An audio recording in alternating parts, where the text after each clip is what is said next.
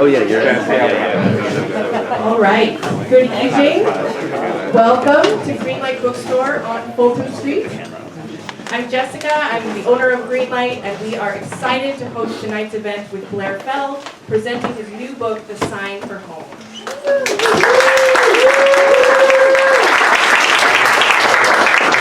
He will be talking tonight with Aaron Zimmerman, so you're in for an excellent evening.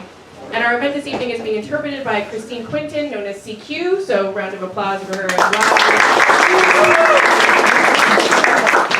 Before we begin, just a couple of reminders. We do ask that everyone keep their masks on for the entirety of your time in the store, with the exception of the folks on stage. And please turn off or silence your cell phones during the presentation. We are recording the event, so watch out for the camera there, don't kick it over, and we will be sharing the recording on our YouTube channel and other social media platforms later on. And most importantly, don't forget to buy the book. The Sign for Home is a wonderful story, and when you purchase it, you're not only supporting the author's work, you're also supporting this independent bookstore and allowing us to continue to bring you free events like this. Some folks, I think, purchase a book along with their reservation, but we have lots of copies stacked up on the register over here, so they're already signed by Blair. They've been autographed. But he's going to be personalizing after the event, so if you'd like him to sign it to you or to someone else, he'll be right here at the podium and you can come line up and get them signed afterwards. Okay, introductions. Our interviewer for this evening is our friend and neighbor, Aaron Zimmerman. He founded the wonderful nonprofit New York Writers Coalition based on the success of the workshops he began in April 2000. He's a former co-chair of the board of directors of Amherst Writers and Artists, is an AWA affiliate, and has been leading creative writing workshops since 1997. So he'll give a short introduction, tell you a little bit more about the New York Writers Coalition and their work. They're based right here in this neighborhood, but their reach goes all over the city. They do lots of incredible work with allowing people to find their voice as a writer. He's going to be speaking tonight with our featured author, Blair Fell. Blair writes and lives in Jackson Heights, New York with his partner. His television work includes Queer as Folk and the Emmy Award-winning California Connected. He's written dozens of plays, including the award-winning plays Naked Will, The Tragic and Horrible Life of the Singing Nun, and the downtown cult miniseries Burning Habits. His personal essays have appeared in HuffPost, Out, Daily News, and more, and he's a two-time winner of the prestigious Doris Lippman Prize in Creative Writing, including for an early unfinished draft of this novel. Concurrently with being a writer, Blair has been an ASL interpreter since 1993 and has also worked as an actor, producer, and director. So his new debut novel, The Sign for Home, follows Arlo Dilly, young, handsome, and eager to find the right girl. He also happens to be DeafBlind, a Jehovah's Witness, and under the strict guardianship of his controlling uncle. His chances of finding someone to love seem slim until he learns the girl he thought was lost forever might still be out there and embarks on a life-changing journey. So you are in for something really special tonight. Blair is going to be reading from the book, and then he'll be talking with Aaron and then taking some of your questions, all interpreted by the amazing CQ. So please join me in welcoming to the stage our author for this evening, Blair Fell.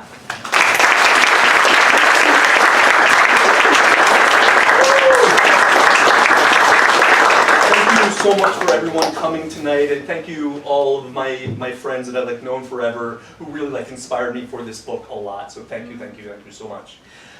And now you're going to interpret. The other night I had to interpret for myself and talk at the same time. It's not a pretty thing. Okay, so I just want to give you a little thing before we start. This part is there's flashbacks in the book. The book mostly takes place in a 3-month period when Arlo Dilly, who's 23 during the book, goes to take an English class and meets his new interpreter, Cyril Brewster, who's this gay agnostic. Arlo's a straight Jehovah's Witness. And through this, his mind starts opening up that his family has been lying to him about his life. And this section is a flashback when Arlo is 17 years old. I'm going to stop signing. And yes, and so he's 17 years old. For the 4 years he's been at this boarding school for the deaf, he's had these friends, Martin and Big Head Lawrence. And anyway, I won't explain that, but Martin tells Arlo these stories about this ghost named Angry John who haunts the deaf school and, you know, because he was once killed and boarded or bricked into a wall, burning habits people will understand, and bricked into a wall, and now he haunts the deaf school to punish bad deaf kids. So Arlo, someone has been, when he's 17, someone has been visiting him in the middle of the night, and he's worried that it's Angry John. Okay? That's the setup you need to know. Okay? Now let me see if I can write it. Just joking.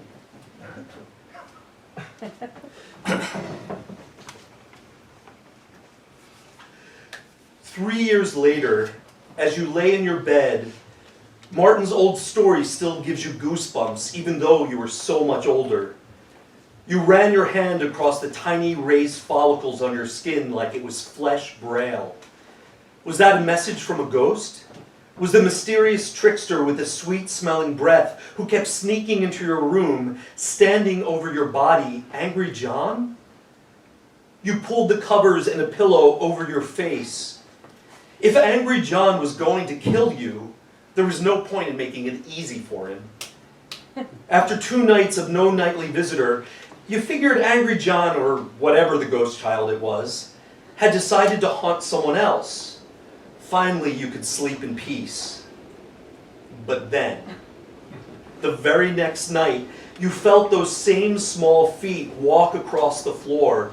You felt the sweet breath, the face coming closer. You felt the warmth of skin.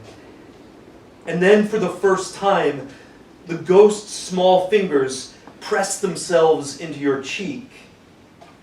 That does it.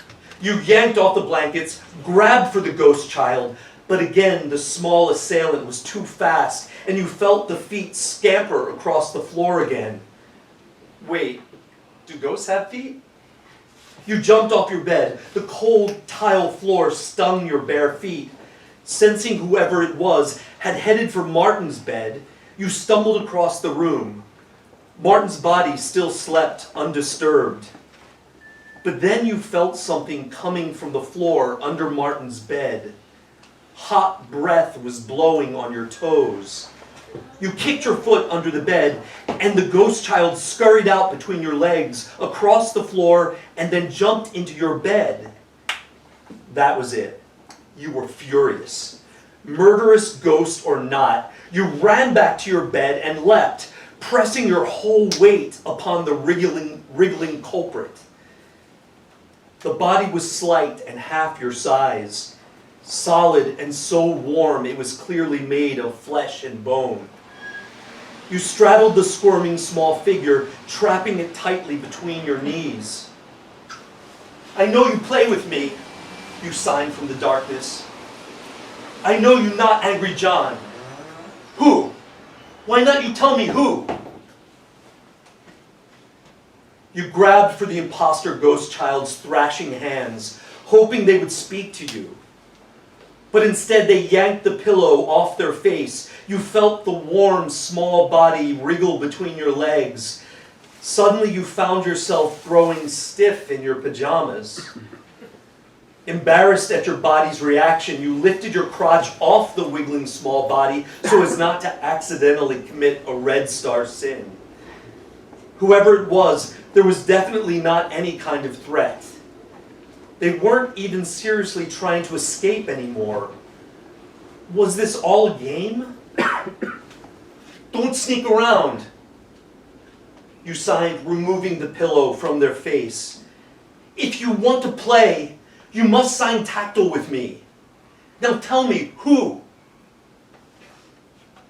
They spelled H-I into your palm.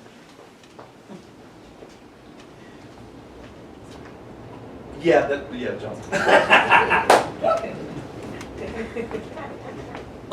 Forget that? Sorry about that. Thank you. Okay, so if you want to play, stop playing with me. If you want to sign tactile with me, now tell me who. When they didn't answer, you reached down to explore their face. which had very soft skin and small features.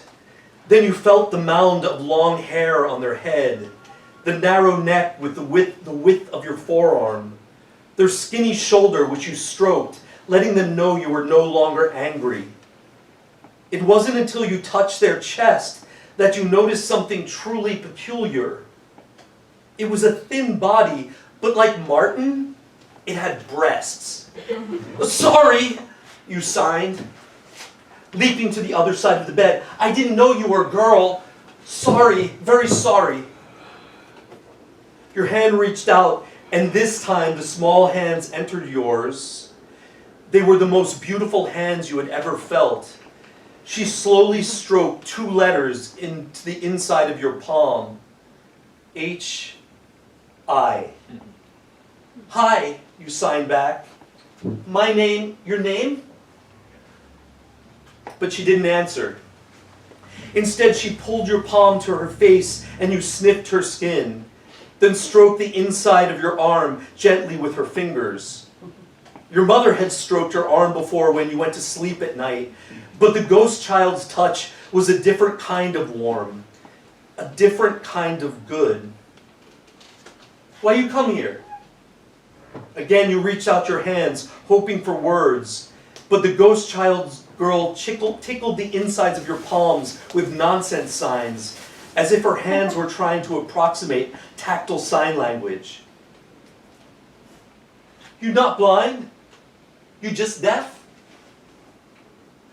You wanted to feel more of her hands, even though you knew it was a sin to be alone with a girl, especially now that you were a young man.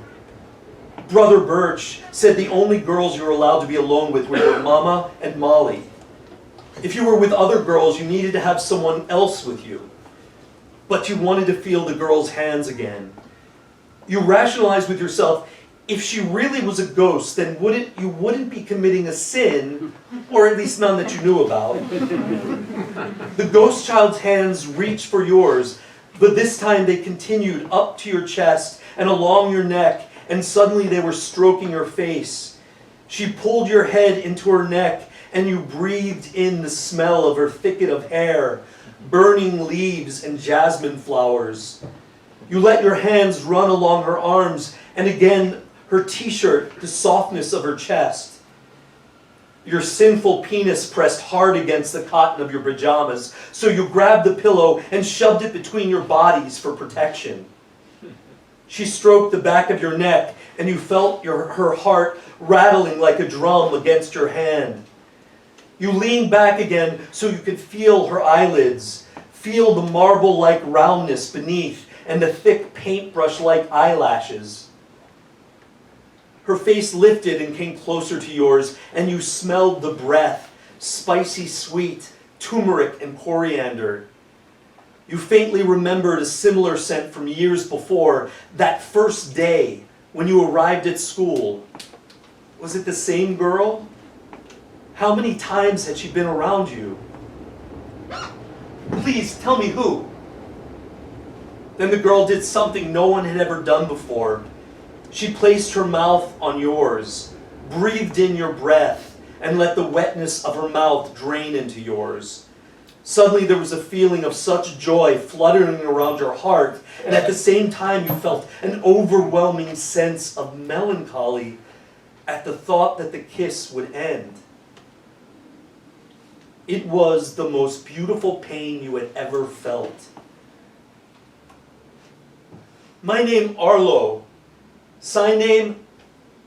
Then she signed your name like she had already known it. Before you could ask her name, she kissed you again. That time it was even deeper and hungrier. You pressed your body against hers. There was a desperation to your hands and lips. Suddenly, she was a locked room you needed to enter. Your hands wandered to the sinful places of her body, but she pushed you away and leaped off the bed.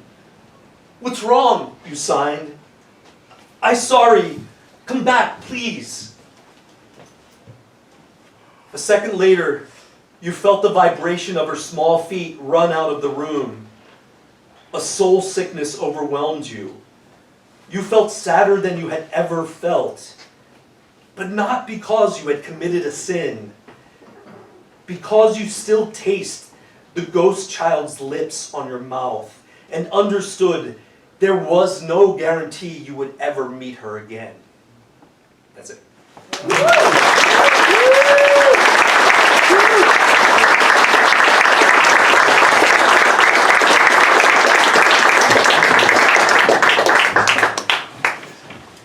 All right. Congratulations, Blair. Welcome, everyone. I'm Aaron Zimmerman. I'm going to talk to Blair a little bit. I thought I would introduce myself. Oh, you do this? No, I want you to listen back to us. Okay, great. I'm Aaron Zimmerman. I'm the executive director of New York Writers Coalition, as Jessica mentioned. And I'm also in a writing group with Blair and have been lucky enough to read this book in draft form, different sections. When I joined the group, he was already in progress, but right away I started talking to my friends about this book. And I love it, and here it is in the world, so it's pretty exciting. And I promised to say something about New York Writers Coalition. It's a nonprofit organization that I founded 20 years ago. We do free creative writing workshops all over New York City with an emphasis on unheard, under-resourced communities. And for the past 2 years, we've had a lot of writing workshops online on Zoom. So if you're interested, you could always join a writing workshop. Go to nywriterscoalition.org. Okay.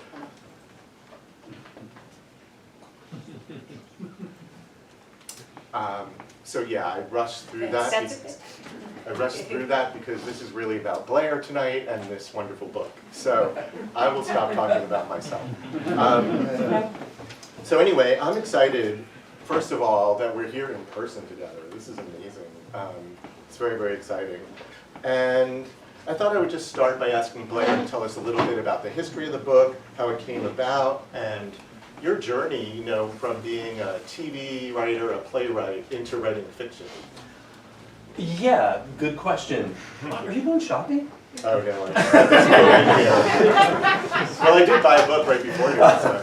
Yes, please buy a book here and support this wonderful bookstore. Thank you. I'm sorry.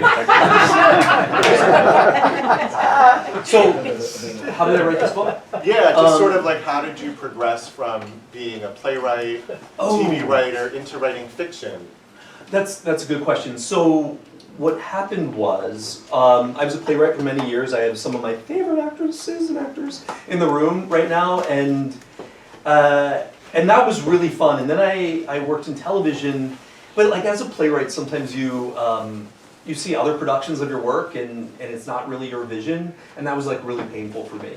And then television, it was cool. Like I had one job I loved, which I mostly did when I was in LA, and I did this other job that I didn't like. You can ask me privately later what it was.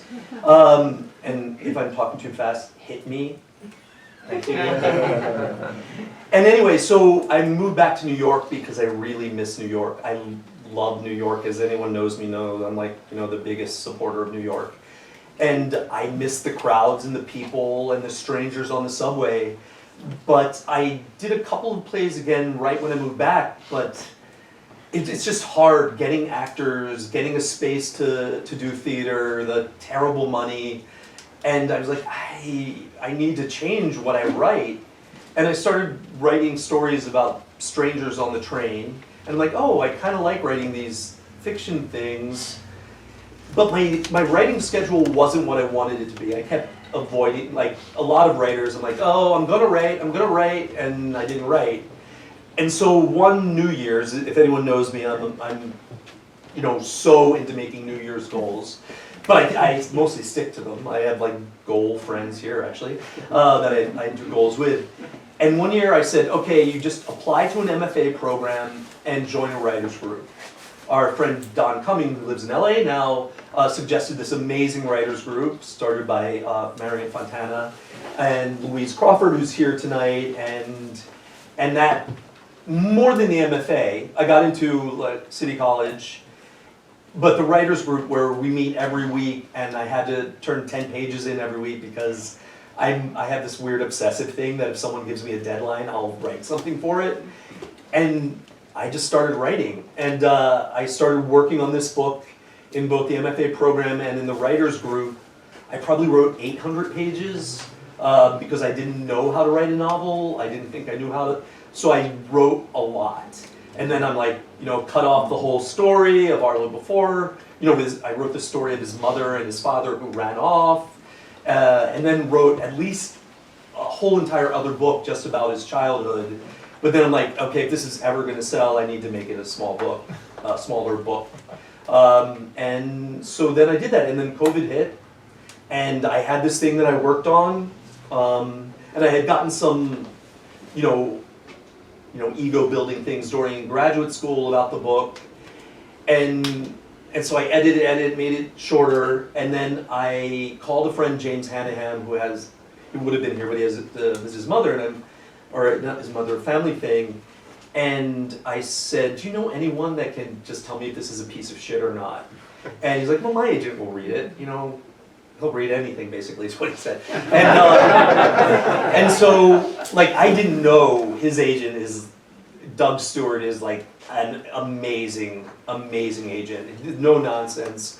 He did Silver Lining Playbook, Cloud Atlas, and I didn't know that. So I'm like, here's my book, tell me if it's shit. And he called me a week and a half later and said, can you call me tomorrow? And it was the first agent I approached. It's like a ridiculous story. Also I always say, I talked in front of an MFA class the other day, and I talked about, a month before graduating my MFA, I got an agent, 2.5 months later, he sold the book. I'm like, but, now let's add 30 years of struggling, writing all this crap, massive low self-esteem and negative self-talk, then I published a book. So it's not as simple as that. I lucked out with this agent, but it was a lot of years of, nothing. There's that old expression of it takes a lifetime to be an overnight success, or something like that. Yeah, exactly. Do you see water right there in the pocket? Yeah, thank you. I forgot about water. Exactly. Yeah. So then we're here. Yeah. I don't think I've ever heard anyone talk about their MFA experience as ego building before. Anyone who's been through an MFA program knows that typically it's not. But anyway, that's really interesting. Well, it's just the award. Yeah. It won an award, a big award. So it's oh, this doesn't suck. There's something interesting here. So that's how I knew. No, the teachers were I love my MFA program, but the teachers were never wow, this is great. Yeah, that never happens. Yeah. They're yeah, there's that's nice, da, da, da. And then the students, if they actually read it before they gave feedback, would be, some would be oh, that's really good. Others would be no, no, no.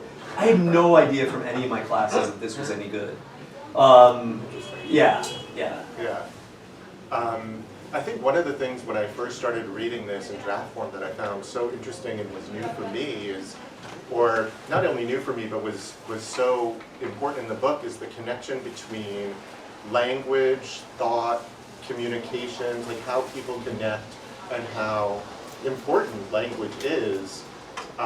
So I just thought maybe you could talk about how that plays out in the book and why that is important. Well, my language is everything, of course, but especially within this book, because the book is told via several different languages. You have this kind of pseudo-ASL dialogue that's happening that the deaf characters and deaf-blind characters speak. Then you have the English that Cyril and the other hearing characters speak. Then you have the second person, which I just read in, the you voice. And one reason I did that is I wanted to put the reader in the place of the deaf-blind person, because it is a very different way of dealing with the world, but also to deal with the fact of Arlo has this trauma in his life from his family, and so he has this kind of disassociation thing happening. So there was two reasons I did that.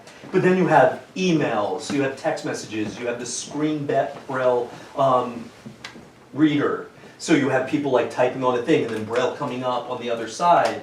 You have all these different languages that are happening, and it's language that makes you. A big part of the story is when Arlo has something called language deprivation.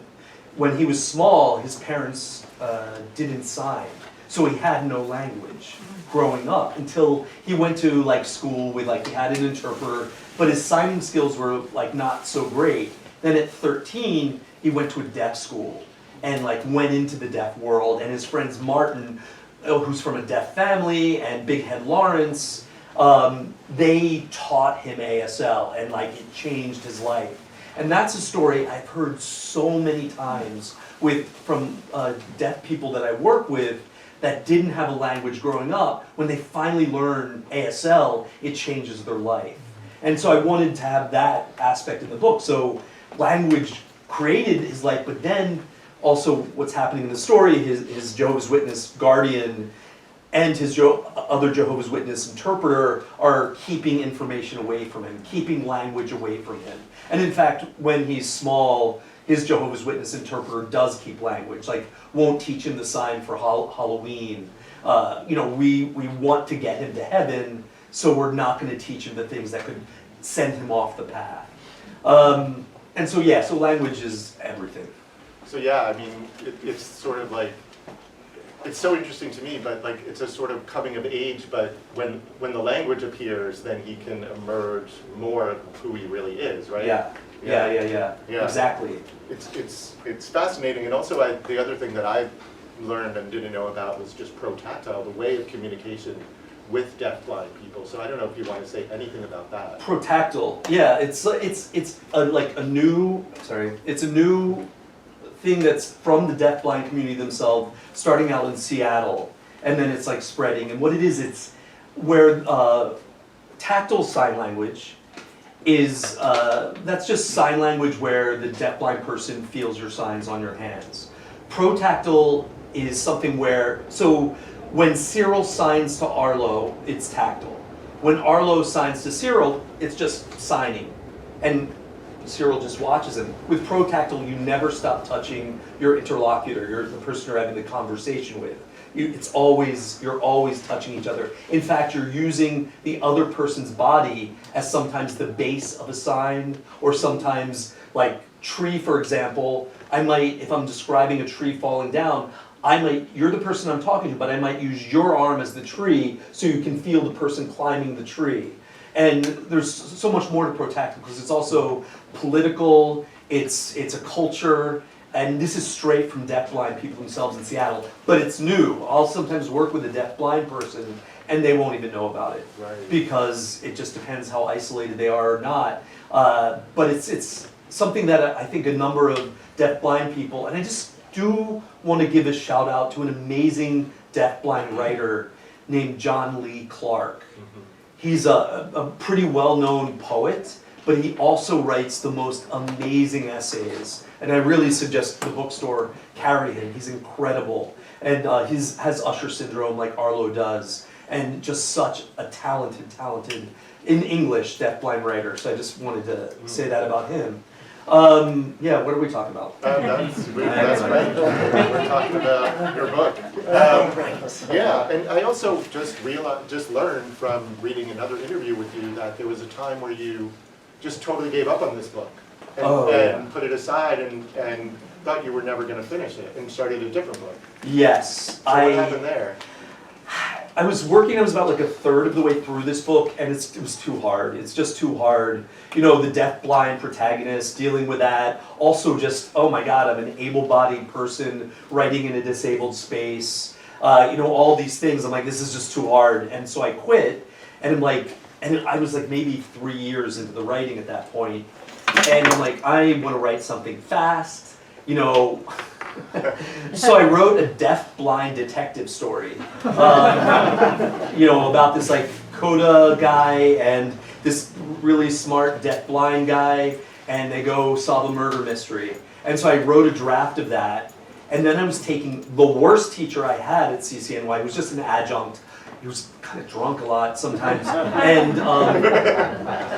but when I told him what kind of class it was, because he actually didn't know that it was supposed to be a workshop plus reading stuff, this is how bad the class was, he brought these essays for us to read, and they said, rewrite one of your essays. One of the main inspirations for this book is a deaf-blind friend of mine who wanted me to help him with his dating profile.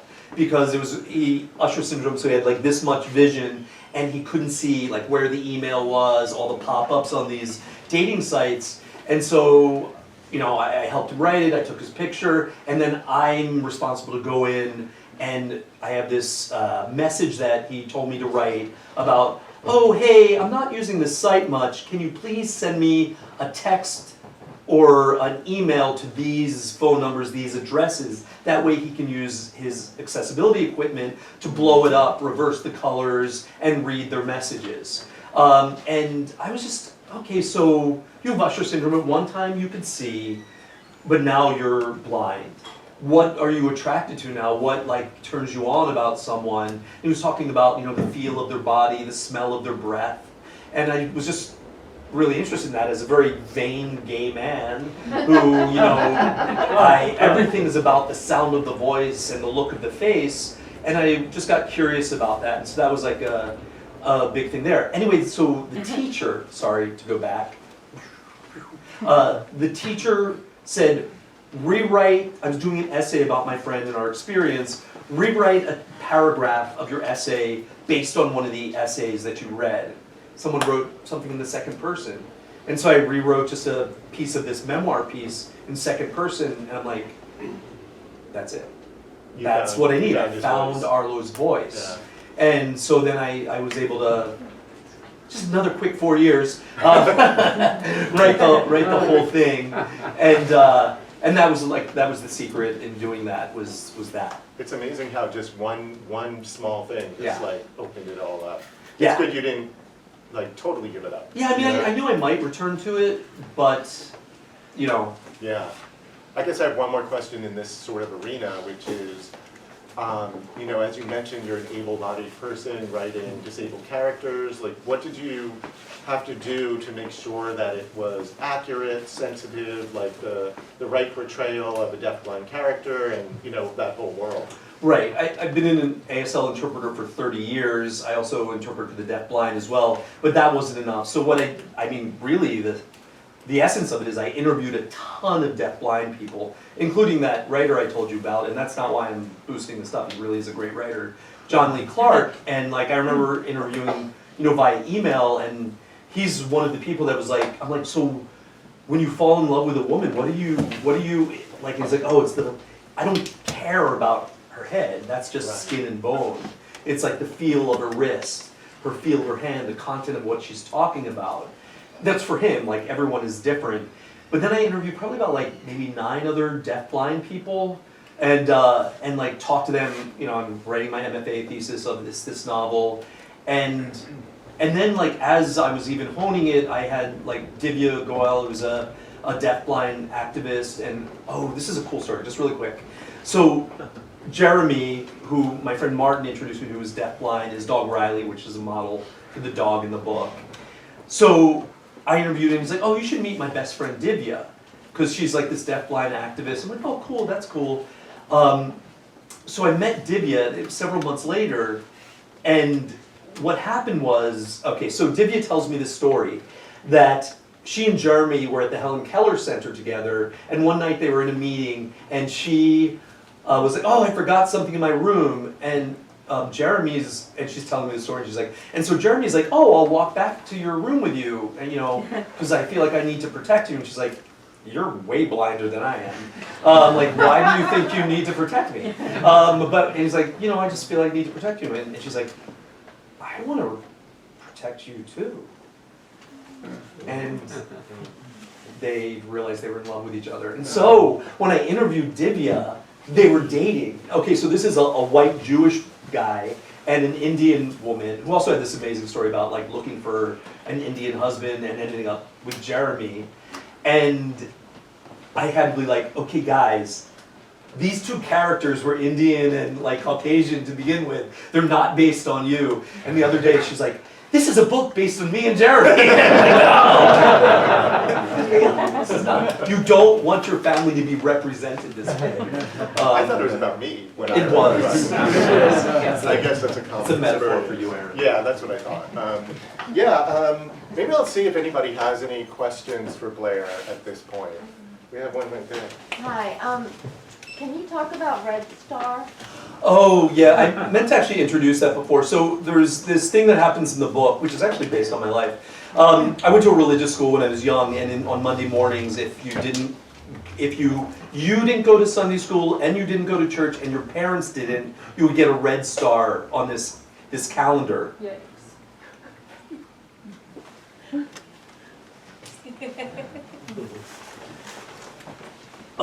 Like, and so like that, and so in the book, if Arlo ever has a thought, a sinful thought, usually about a woman, he says red star. And if he has some thought about God or doing something adherent to the principles of Jehovah's Witnesses, he says gold star.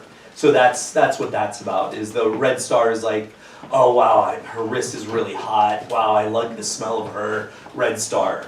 That's what that's But about. it starts out as like such a bad thing, and then it turns into a little bit of humor as well.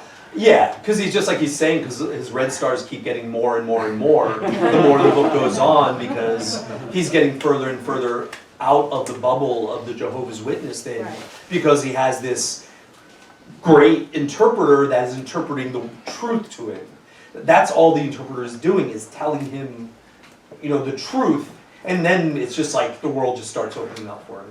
Yeah, that makes me think of, we've been talking a lot about Arlo, but Cyril faces some serious ethical dilemmas in this book, right? Yes. And can you describe, because it has to do with his work and what he's what he's supposed to just interpret, right? Right. So maybe you can talk better about it than I can, obviously, but I found that also really, really important to Cyril's character, the dilemmas that he goes through. Right. Cyril, name's not right. So what happens is Cyril's, just like, so a lot of times you're interpreting and the deaf people here advocate for themselves fine, all cool, but once in a while you'll interpret for someone that doesn't know how they should be being treated, and the person will be like, oh, could you tell them? And you're like, and the deaf person won't. You'll be like, just talk straight to them. Or then no, we can't provide an interpreter. Sorry, do you have a family member that can come? And you're like, I want to I'm burning inside. And I'm tell them that they're right, they're ADA right. And then sometimes you'll say to the deaf person, hey, it's really you're right. With the ADA, do you want me to say something to the person? Because they might be from Ecuador and they learned ASL, 3 years ago, and they don't know about that, or they're just isolated by their family and they don't know about their ADA rights. And so I will ask their permission and do that. Sometimes worse things happen, and it's kind of a little bit of fantasy, because you'll see these things happen and you'll just want to blow up. Mm-hmm. But you need to stay neutral, because you don't want to reflect badly on your deaf consumer. And so Arlo has some of those things happen early in the book, but then he has a client, Arlo, right, that says, basically, I want you to help me go on this journey and find this girl and do all these insane things. And Cyril's like, I'm just an interpreter, and that's not my job to do that. But then Cyril, because he starts getting involved more than maybe is proper, but that's what happens. And he's putting himself at risk, right. His profession at risk. Yes, and he puts his profession at risk. But Arlo is very convincing. Arlo, basically says, you need to do this. This is the right thing to do. You're supposed to be my friend. Because they develop a friendship and stuff, which is always a sticky thing. When most interpreters, we become friends with our clients, but you still stay neutral. A deaf person has the right to be wrong. You don't fix the wrongs or anything, but you do cultural mediation and stuff, in that scene with the teacher, and Arlo is saying some stuff, but he wants to say that stuff. And so you say it. Yeah. Yeah. All right, any more questions from, Well, congratulations for the new book. I'm sure your book has touched a lot of topics for deaf culture and deaf issues. I'm curious though, for your next book, I'm assuming you will write another book. So will there be a connection to deaf culture, or with your experience with the deaf world, or I'm just curious what you're thinking about for your next book. That's a good question. I mean, oh, sorry, I did write that other book, but I'm not dealing with that one yet, the DeafBlind detective thing. No, the next book, I actually finished a book before I sent this out to anyone, because I didn't, when I assumed it would be rejected, I wanted to have something else I was in love with. So I finished a second book. I missed the question. Would you mind sharing what that is? Oh yeah, it's about, a lot of people will know, it's about disco witches on Fire Island.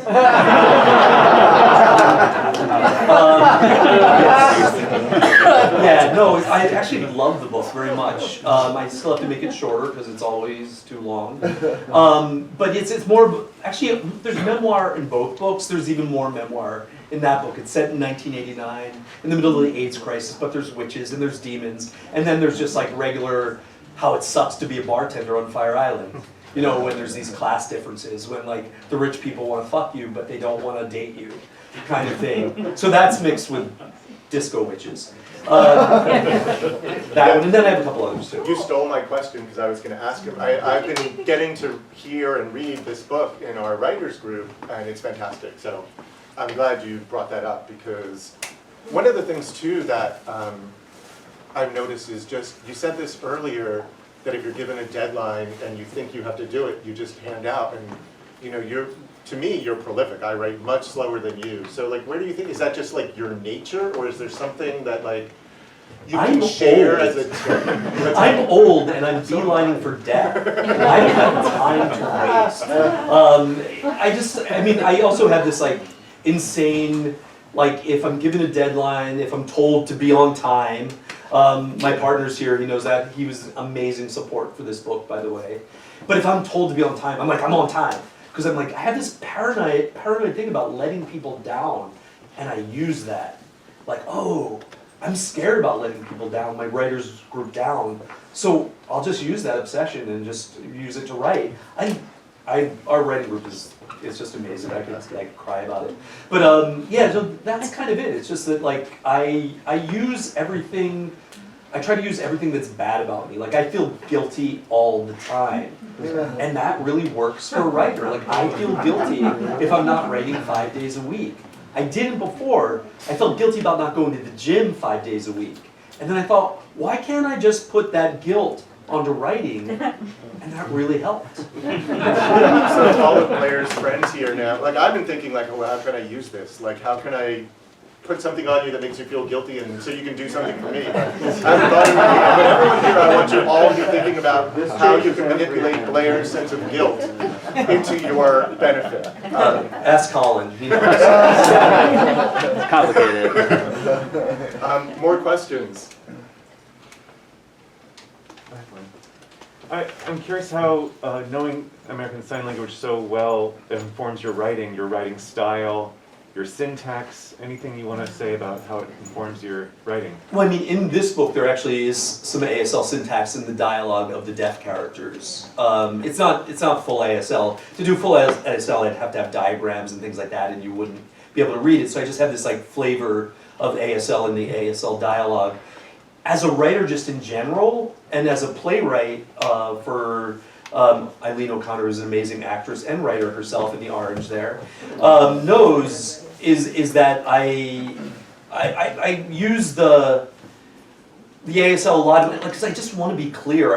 In fact, sometimes I'm like too clear, like in making sure people know who this person is, who that person is. And one thing I do in my drafts a lot is I'm like, you know, Arlo says to Cyril, and then Cyril says to Arlo. I'm like, oh, there's pronouns too. Which I mean, in ASL there are no pronouns. It's just it's the same as Chinese. There's just one word, him, her, he, she, it.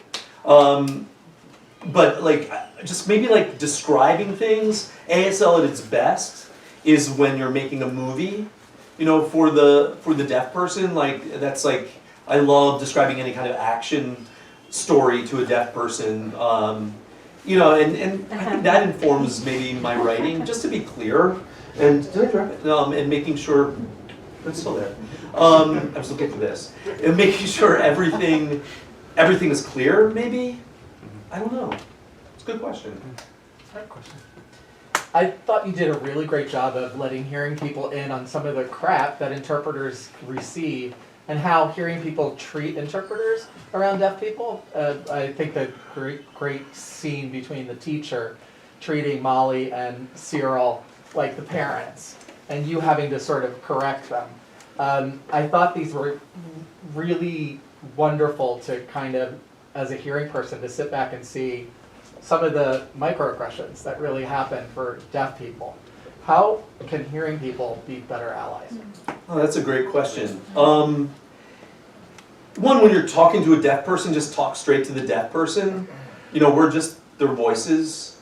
And so give them that respect. With the interpreters, always like respect the interpreters, but I mean, the deaf person is the important person, not the interpreter. One thing that happens, and I always feel weird when this happens, people will go up to Christine and say, "You did such a great job." How do you know? You're hearing. Em knows. Em's name's in the book, by the way, because I just borrowed her name and put it in the book. The story's not her story. But yeah, it's just like, you don't know that. I mean, appreciate and respect the interpreter, but don't assume that they're doing a good job. Because one thing that also happens is, there's some shitty interpreters out of the air that are doing terrible jobs. And hearing people like, "Yay, there's an interpreter here!" And I think I make this clear in the book, but just in case you don't read it, buy it. You don't have to read it. No, I'm joking. Please read it. But like, for example, I've been in classes like where, you know, a team might be like, just say the class is about the Opium War. Pick something strange. The Opium War, and the interpreter who doesn't know about the Opium War and doesn't hear the thing, and like and this will be the vocal equivalent. You try to do this, but just do bad sign language. The pig is coming on the boats over from England. Bomb. Now imagine that's your university class. Imagine that's what you have to get. You know, sorry. It sucks, man. Anyway, that's another question. Thank you for that question. Anyone else, or I can keep going, but let's see if we have more from these guys. I have a question. Sign so, please. Okay. That was Tanya saying that to Em. Tanya told it. So, I know some of the dialogue would use ASL words, kind of in the grammar of the book. Can you expand a little bit more on the ASL? Like, were you trying to write an ASL grammar, or? I was like using some ASL grammar, but like just enough so I wanted the reader, the English reader, to be able to understand that. I did use some ASL words like pa, which is success, achievement, we did it. And they do this mouth movement, PAH. And like interpreters, when we're talking, is like, "Oh, Pa, I met that dude, Pa." You know, and so we'll like borrow some of that language. So I put some of that in the book, just to kind of give a flavor of that. Blair, what's your writing practice? When do you write and for how long? I tend to write in the morning. I'll write as many hours before 5 o'clock as I have. I try to not take interpreting work until 1 and write before that. This year I've been living in a delusion that I'm actually a writer that will have a career that will last. Buy the book! So yeah, I don't take other work until 1 because my favorite time to write is in the morning. So that's it. I try to, as many days as I can, but at least 5 days a week I try to do that. So yeah. I try to do that like 5 days a year. I try to write. Aaron is a spectacular writer, and I'm serious about that. I'm not just saying it. Every time you bring something in, it's amazing. My next question was going to be, am I the best writer in our writers group? I want to get to that right now, so there's no need to discuss that further, or clarify, or at all. Next group, I'll mention that Blair said that at this reading. So, Yeah, more questions. Or you like to suffer my jokes. Anyone else? Yeah, I I was. have a question if I can. Okay. So, I was just curious, with Cyril and also having the deafblind Jehovah Witness character, it's a little funny because in the deaf community, really, you know, we live Jehovah Witnesses, you know, we have a good number of them here. And it's interesting how you overlap the deafblind experience with the Jehovah Witness experience and having Arlo be a Jehovah Witness and deafblind. How did you even decide to make those two main characters into that person? Well, how to like make Arlo both deaf-blind and a Jehovah's Witness. So how I wrote this book was like anything that was happening in my life at the time, I kind of just threw in there. You know, like that's the ingredients in my kitchen. I was working with this ex-JW one summer when I was working on this point, and she told me horror stories about what she suffered as a lesbian in a Jehovah's Witness house. And I'm like, oh, that's really interesting because there's a parallel between, you know, someone with Usher syndrome and deaf blindness not having access to things and having to discover things, as is a Jehovah's Witness child who's not allowed to celebrate any holidays, not allowed to associate with other non-Jehovah's Witness kids. And I thought, oh, that's a really interesting parallel because I went to a very conservative fundamentalist school when I was young, and you know, it was fucked up. And I just kind of wanted to like learn about like what that would be like. And so I kind of put that in there. Like a lot of the things were just what was ever happening in my life, and I thought, oh, this kind of is going with whatever theme is revealing itself in the book. I just start writing and just shit happens. I think that's, but it's important for the book. Like, it's a great, I don't want to say device, but a great setup for Arlo having language deprivation, but also being in this fundamentalist family that doesn't want him to experience the outside world at all. Like, they really limit his world so completely. Right. Do you know, I think I never finished my beat about language deprivation. Oh, maybe not. Because I like go like this, so I'm sorry about that. So I think I said this. So they discover their language, but kids that don't have a language, you know, between birth and when they go to school, have really struggled to learn language. And a lot of doctors historically have told parents, hearing parents with deaf babies, don't teach them sign language because then they won't learn to lip read. Or like, oh, their cochlear implant won't be as good if they know how to sign. And it's fucked up. It's fucked up. And then they have this thing where they struggle with language more if they don't have it from birth. So if anyone knows anyone that gives birth to a deaf child, immediately just start signing to them. Learn sign language. And there's some laws going around the country now. I can't remember the name of the law, but it's like where it gets the government to provide sign language classes for parents of babies that are deaf right away. We don't have it in New York State. I can't remember the name of the law, but it's a step in the right direction.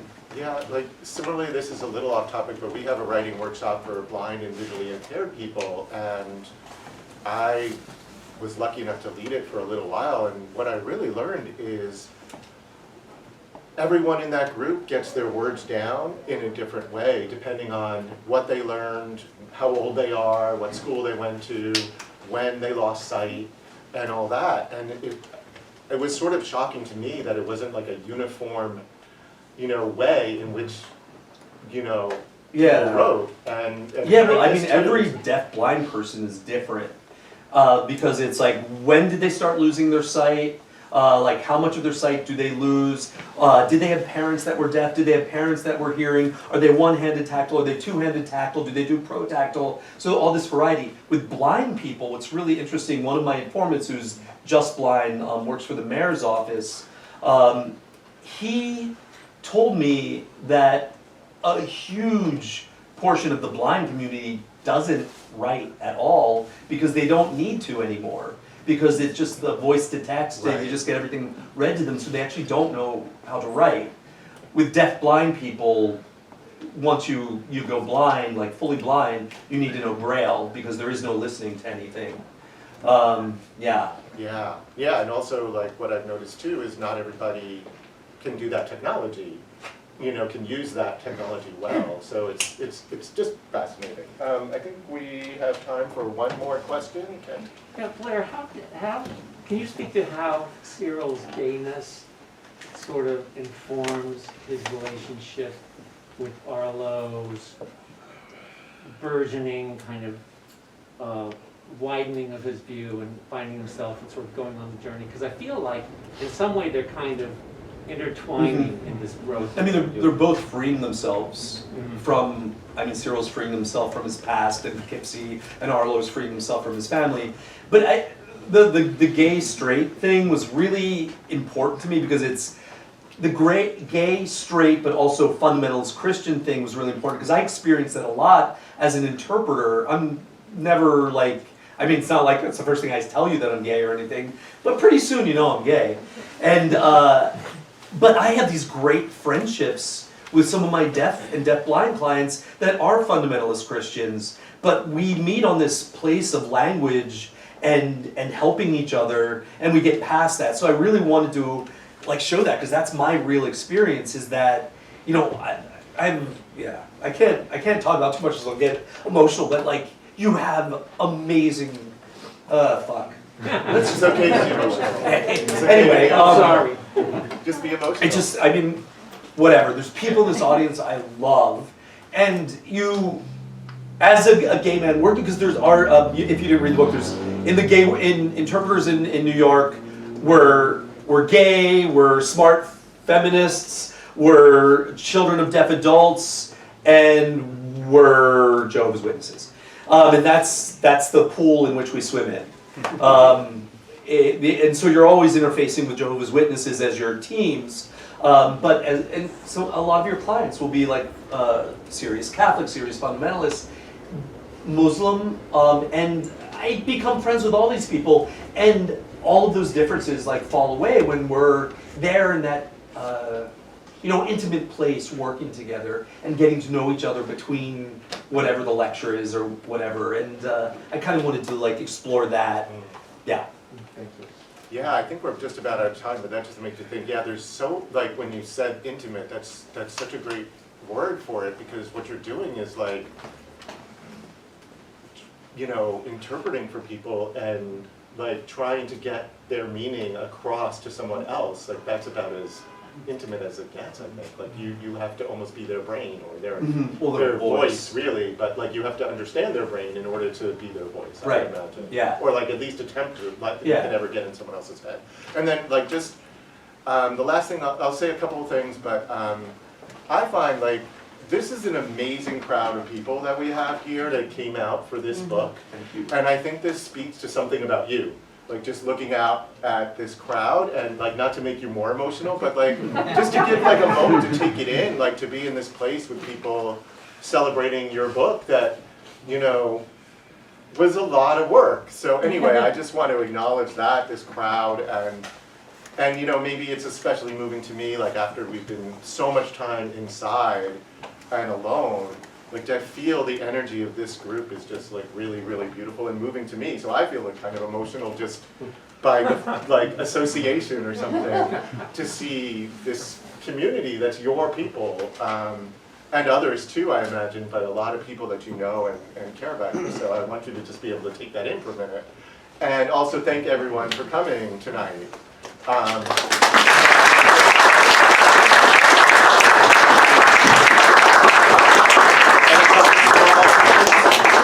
If you already have this book, you can buy a different book here. Supporting Greenlight is really important. You can't take local bookstores for granted. They can go away, and Greenlight's been a really important source of community for many years, so I have a deep connection here. And also, you wanted me to mention that there's DSK? Oh yeah, if people want to join us, we're going to a bar nearby called DSK. I reserved 2 tables, but there's enough room for everyone to come over there and just have one drink with us. And so please join us, okay? Yeah. And please buy books here tonight. Please. Blair's right here, doing personalizations if you want that. We do have to close up the shop at 9 o'clock, so grab your books from the front desk. Get them signed right here.